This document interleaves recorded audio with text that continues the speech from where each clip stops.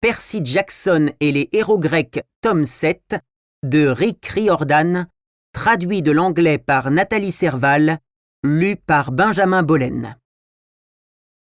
Franchement, ça doit craindre d'être une super bombe. Non, sérieux. Prenez Psyché par exemple. Elle avait tout pour vivre une enfance heureuse. Son père et sa mère régnaient sur une cité grecque. Ayant déjà 2 filles plus âgées, ils ne lui mettaient pas trop de pression pour qu'elle travaille à l'école ou épouse le type de leur choix. En vraie bébé princesse, elle n'avait qu'à se la couler douce et n'en faire qu'à sa tête. Malheureusement, elle était belle. Attention, je ne vous parle pas d'une beauté normale. Cette beauté-là, c'était ses sœurs qui en avaient hérité. Si Psyché avait été comme elle, ou même vaguement plus jolie, il n'y aurait pas eu de problème. Mais à peine était-elle sortie de l'enfance que les réactions qu'elle suscitait passèrent de « Quelle adorable petite fille !»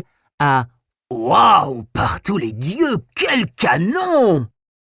Elle ne pouvait pas ouvrir la fenêtre de sa chambre sans provoquer un attroupement dans la rue. Les types l'acclamaient et lui lançaient des fleurs. Ne riez pas, une fleur en plein visage, ça fait mal. Quand elle sortait en ville, elle était toujours accompagnée de 4 gardes du corps pour repousser les admirateurs.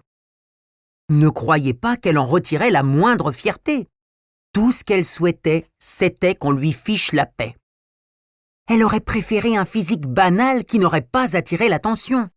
Mais quand elle se plaignait, personne ne la prenait au sérieux. « Oh, pauvre choude, va !» ricanaient ses copines vertes de jalousie. « Ça doit être l'enfer d'être aussi belle !» Plus elle grandissait, plus elle avait du mal à garder ses amis.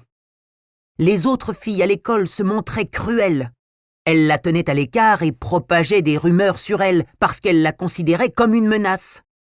Si vous êtes allé au lycée, vous voyez de quoi je parle. Les 2 sœurs de Psyché étaient les plus remontées. Elle faisait semblant d'être gentille, mais elle la débinait derrière son dos et excitait les autres contre elle. Si elle était tellement canon, pensez-vous, au moins elle avait tous les garçons qu'elle voulait. Détrompez-vous, sa beauté était tellement intimidante qu'aucun type n'osait lui demander de sortir avec lui. Il l'admirait de loin, soupirait après elle, dessinait son portrait dans les marges de leur cahier, mais il l'aimait comme on aime une chanson, un film ou une photo sur DeviantArt.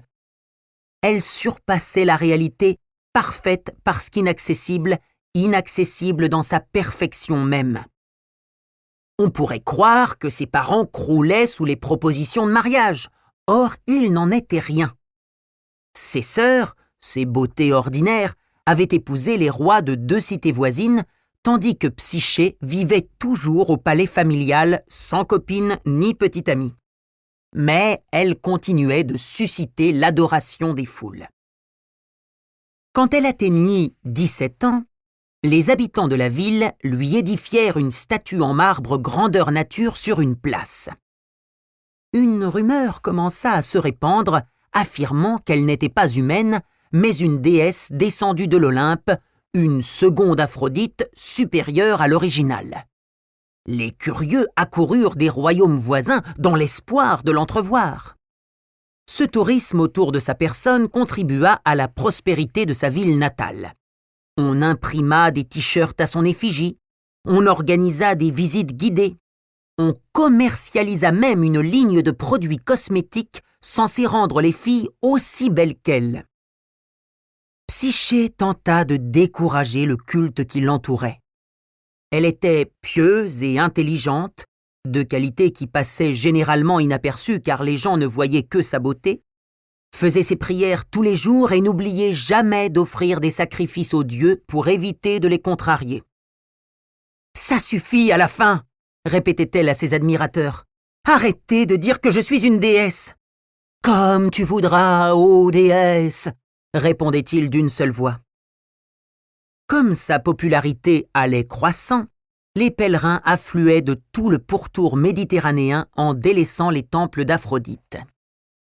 Un jour, Cette dernière jeta un coup d'œil vers la terre depuis son institut de beauté personnelle au sommet de l'Olympe. Elle s'attendait à voir son temple principal sur l'île de Cythère envahi par une foule d'adorateurs. À sa grande surprise, elle le trouva désert. L'autel était vide, le sol recouvert de poussière, même les prêtres avaient disparu. Sur la porte, une pancarte annonçait « Veuillez repasser, sommes partis adorer la déesse Psyché ».